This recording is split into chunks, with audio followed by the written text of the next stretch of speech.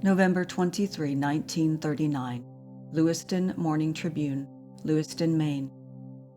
Franksgiving today in about half of the nation. Observers to eat turkey while others lick chops as they wait a week. FDR at Warm Springs. By the Associated Press. Today, Thursday, is Thanksgiving in half of the country, and families large and small will pull up their chairs to heavily loaded tables and make their annual choice between white meat, dark, or a little of both. The rest of the nation will wait a week. It lives in states whose governors did not fall in line with President Roosevelt's decision to change the traditional holiday calendar and proclaim a week ahead of time Thanksgiving. In this nationwide division, there are three neutrals: Colorado, Mississippi, and Texas. Their holiday schedules constitute a double threat to the descendants of the wild turkey, which escaped the blunderbusses of the Pilgrim Fathers. They will have Thanksgiving on both dates. President Roosevelt, the man who started the dispute over the holiday, is spending Thanksgiving, as usual, at what he calls his second home, Warm Springs, Georgia. It was there that he received treatment for the infantile paralysis, which struck him down nearly 20 years ago. There, he plans to dine as usual with 350 patients at the Warm Springs Foundation, of whom 7 lucky ones will sit at his table. Little blue-eyed 7-year-old Ann Smithers of Frankfort, Kentucky is luckiest of all, for her wheelchair will be pushed up to the place next to that of the president himself. The 7 and the place of honor were chosen by lot. For the Warm Springs celebrants, there will be the usual Thanksgiving provender, including roast young turkey with cranberry sauce and chestnut stuffing, plum pudding, and both mince and pumpkin pies.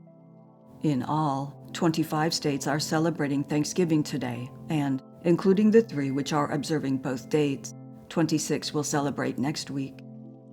Those which stayed by the president, excluding the 3, are California, Delaware, Georgia, Illinois, Indiana, Louisiana, Maryland, Michigan, Missouri, Montana, New Jersey, New York, North Dakota, Ohio, Oregon, Pennsylvania, South Carolina, Utah, Virginia, Washington, West Virginia, and Wyoming.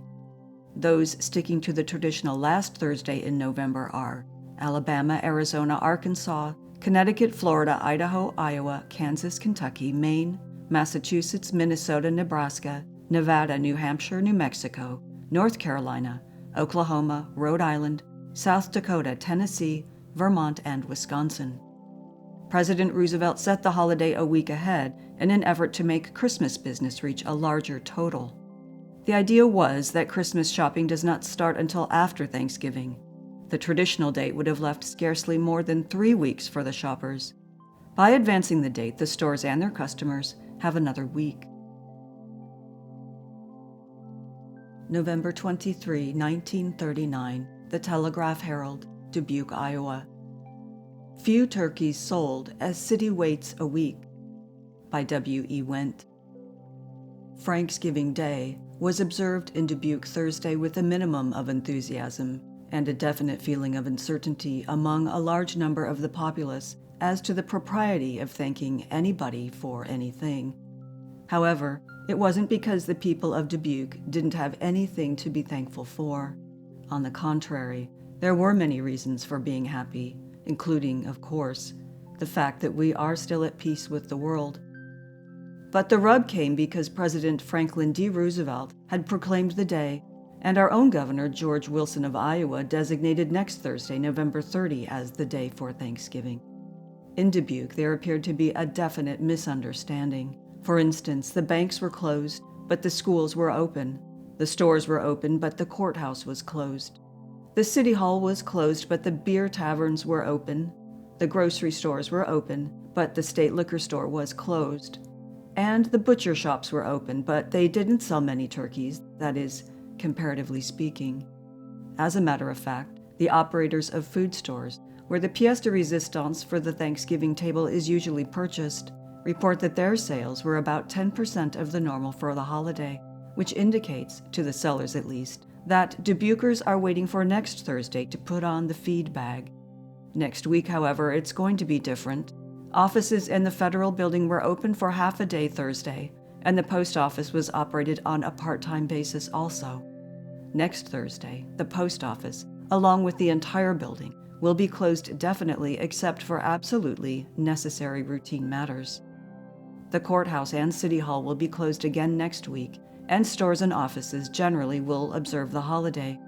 Schools and colleges likewise will be without classes, and only the taverns and such other businesses which cater to the actual human needs on holidays will be open for business. Republicans, that is the few who have proclaimed themselves as such here, Thursday were still ribbing the Democrats, of which there are many, about the possibility of President Roosevelt proclaiming a second New Year's Eve to give the nightclub operators an opportunity to catch up on the rent. Unofficially, the Democrats emphatically deny that the president has any such thought in mind.